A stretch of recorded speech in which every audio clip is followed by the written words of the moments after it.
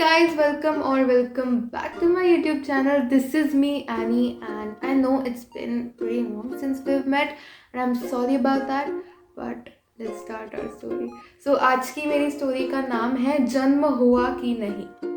एक मुनिराज थे, उन्होंने बहुत ही कम एज में बाल्यावस्था में ही मुनि दीक्षा धारण कर ली थी। सो एक दिन आहार के लिए वो किसी सेठ जी के यहाँ गए एंड वहाँ निरंतर आहार होने के बाद वो सेठ जी की जो बहू थी, डॉटर इन लॉ थी, वो थोड़ी सी इंटेलिजेंट थी। तो उन सेठ जी की बहू ने मुनिराज से पूछा कि इतना सवेरे सवेरे कैसे? तो मुनिराज कहते हैं बहन काल का कोई निश्चय नहीं है। फिर मुनिराज पूछते हैं कि बहन तुम्हारी आयु कितनी है? तो वो कहती हैं मेरी आयु 10 वर्ष की है। फिर वो पूछते हैं तुम्हारे पति की आयु कितनी है? तो वो कहती हैं मेरे पति की आयु 8 वर्ष की है। फिर वो पूछते हैं कि तुम्हारे ससुर जी की कितनी आयु है? तो वो कहती हैं मेरे ससुर जी की अभी आयु सिर्फ 2 वर्ष की है। फिर वो पूछते हैं कि तुम्हारी सासू माँ, तुम्हारी मदर इन लॉ की कितनी आयु है? तो वो कहती हैं कि उनका तो अभी जन्म ही नहीं हुआ है। Isn't that weird?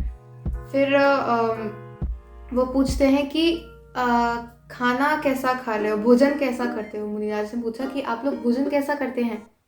तो वो कहती हैं कि अभी तो बासा ही खा रहे हैं। अब ये अटपटा सा कॉन्वर्सेशन सुन के ऑफ कोर्स आपको भी लगा होगा कि ओके ये क्या बोल रहे हैं।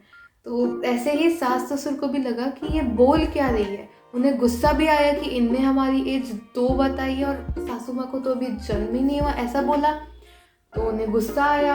उन्होंने कहा बहू ये क्या पागलपन है, क्या बकवास कर रही हो? तो मुनिराज ने कहा कि सेठ जी आपकी जो पुत्र वधू है ना, आपकी जो डॉटर इन लॉ है ना, बड़ी विदुषी है, बहुत ही इंटेलिजेंट है ये। उसने बड़ी ही विद्वत्तापूर्ण चर्चा की है। अब सेठ जी और सासू माँ को समझ नहीं आया क्या हुआ। उन्होंने पूछा गुरुदेव इसके पागलपन को आप विद्वत्ता कहते हैं?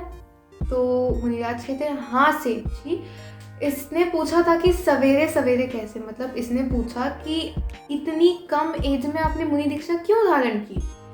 तब मैंने उत्तर दिया, मुनिराज ने उत्तर दिया कि मेरे पास काल जब आ जाए, मेरा जो काल है, मेरी जो मृत्यु है वो कब आ जाए किसे पता है, इसका कोई प्रमाण नहीं है।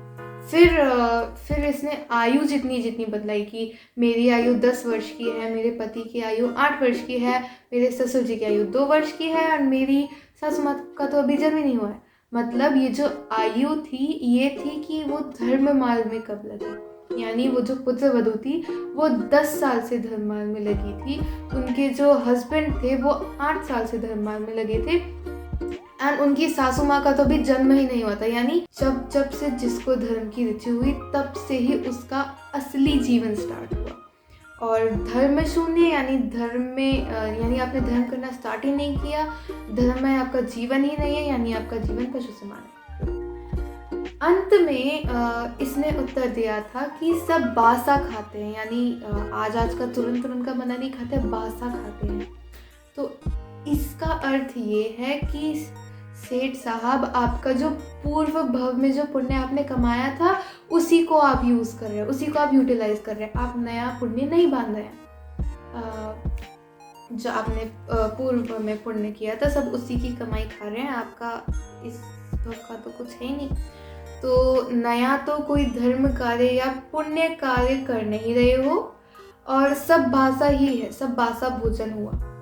सेठ जी पुत्र जो सेठ जी थे वो अपनी डॉटर इन लॉ की बुद्धि पे बड़े खुश हुए, बड़ा प्राउड फील किया उन्होंने।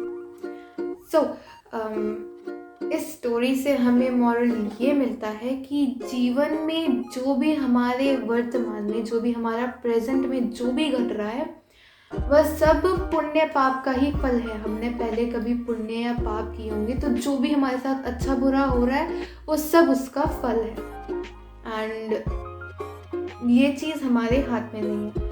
परंतु बुद्धिमान वही है जो भविष्य पर दृष्टि रखकर वर्तमान को संभालता है।